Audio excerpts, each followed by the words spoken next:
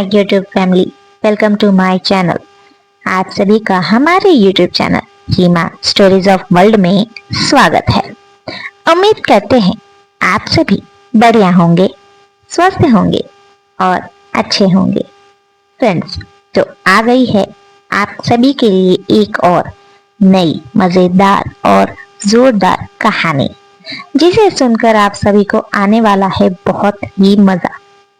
तो कहानी शुरू करने से पहले अगर आपने हमारे चैनल को सब्सक्राइब नहीं किया है तो अभी कर ले और बेल आइकन दबाना बिल्कुल भी ना भूले, ताकि हमारे हर न्यू वीडियो की नोटिफिकेशन आपके पास सबसे पहले पहुंचे।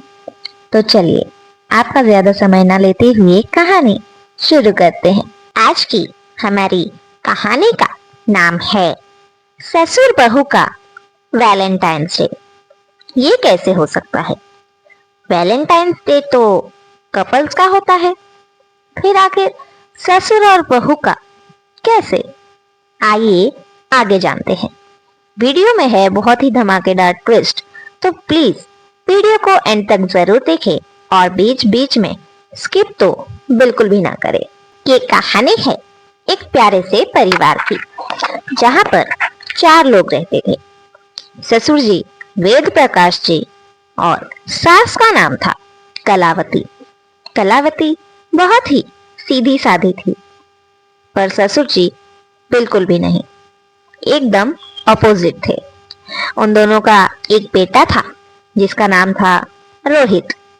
रोहित इंजीनियर था। उसका ट्रांसफर अक्सर बड़े बड़े काम के लिए, बड़े बड़े प्रोजेक्ट्स के लिए अलग अलग स्टेट में, कंट्री में होते रहता था। और उनकी बहू थी, यानी कि रोहित की पत्नी, जिसका नाम था मोना। मोना भी बिल्कुल अपने ससुर की तरह ही चालाक थी। वो अपने सास से बहुत प्यार से रहती थी, पर इसका राज था कि उसकी सास उसकी सारी बातें मानती थी।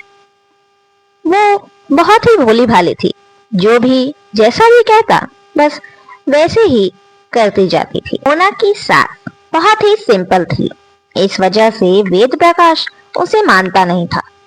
वो तो किसी भी तरह से उनका एक बेटा हुआ। उसके बाद वेद प्रकाश ने कभी कलावती की तरफ देखा भी नहीं, क्योंकि वो बहुत ही सिंपल रहती थी। उसे बाहरी लड़कियों की तरह, औरतों की तरह इतना सज धज के तामझाम और बातें बनाना बिल्कुल नहीं आता था। जो होता था वो मुंह पे बोलती थी, और जो नहीं सो नहीं। ये बात वेद प्रकाश को अच्छी नहीं लगती थी। उसका कहना था कि उसकी पत्नी उसे बहुत ही सज धज के चाहिए। पर अब बेटे के बड़े होने के बाद, बहू के आने के बाद, कलावती ने उसे कई बार समझाया कि हमारे बच्चे बड़े हो गए हैं, क्या उनके सामने अब अगर मैं बन ठन के हीरोइन बन के रहूंगी तो क्या हमें शर्म नहीं आएगी? अब उम्र तो बच्चों की है बन ठन के रहने की, तो हम बूढ़े अगर बन ठन के रहेंगे तो कैसा लगेगा? बच्चे क्या सोचेंगे कि इस उम्र में भी उनके माँ बाप ऐसे हैं? इस बात से वेद प्रकाश का हमेशा कलावती से झगड़ा हो जाता था, और वो हमेशा ऐसे ही कलावती को रोता हुआ छोड़कर घर से बाहर चला जाता था। ये चीज रोहित घर में होता था तो देखता था, वरना मोना देखती थी। मोना को बहुत अजीब लगता था कि आखिर उसका ससुर ऐसा क्यों कर रहा है। उसे लगा जरूर कोई बात है।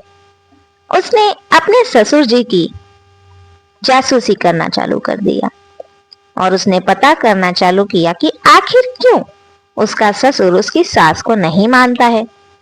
अगर कुछ ऐसा है जो वो ठीक कर सके तो वो जरूर ठीक करेगी। मोना की सास ने मोना को चुनने में गलती कर दी थी। मोना के भी शादी से पहले कई बॉयफ्रेंड्स रह चुके थे।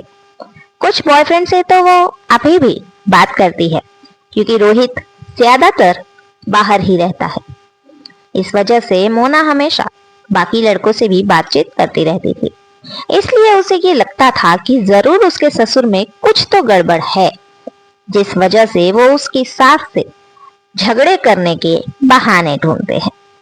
उसने अपने ससुर की जासूसी की, और करते करते एक दिन रात में 1-1:30 बजे उसने देखा कि उसके ससुर घर से कहीं बाहर जा रहे हैं।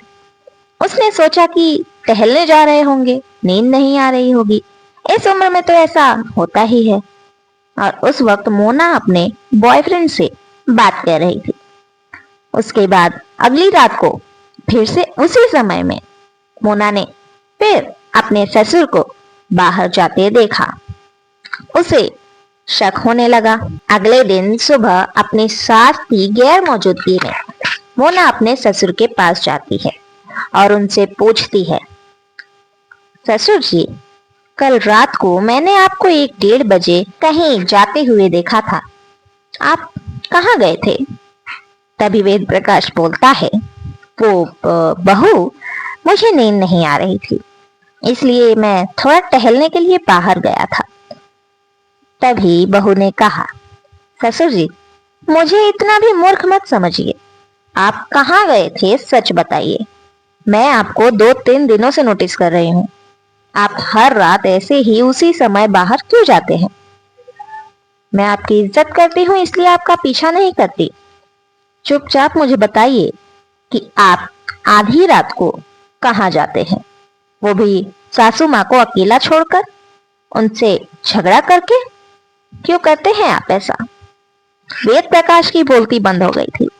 उसने सोचा कि शायद ये बहू अपनी सास की ही साइड लेगी, इसलिए उसने उसे सच नहीं बताया।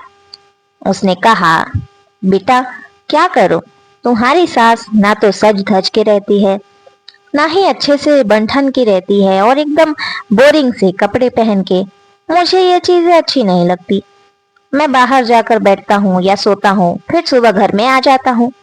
मुझे उसके साथ रहने का मन ही नहीं करता।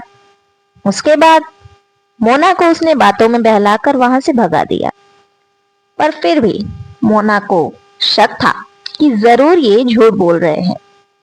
आज की रात फिर से मोना ने अपने ससुर का पीछा किया।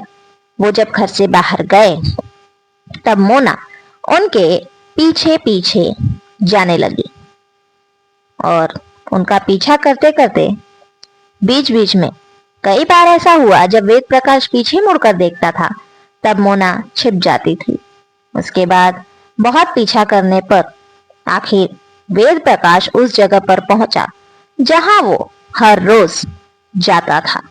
आखिर कौन सी वो जगह है जहां वो हर रात जाता है? और आखिर मोना ने वो देखा, उसे चक्कर क्यों आने लगे? मोना ने कहा, हे भगवान, मैंने तो सोचा भी नहीं था कि ये मेरे ससुर जी इस उम्र में इस जगह पर आएंगे। फिर कौन सी वो जगह थी जहां मोना के ससुर गए थे? क्यों मोना ये देखकर चौंक गई? ये जानने के लिए बने रहिए हमारे साथ। आपको कहानी का अगला हिस्सा यानी पार्ट 2 बहुत जल्द मिल जाएगा, जिसमें हम आपको बताएंगे कि आगे क्या हुआ। कहानी कैसी लगी ये हमें कमेंट करके जरूर बताइए और पार्ट 2 का वेट जरूर करें।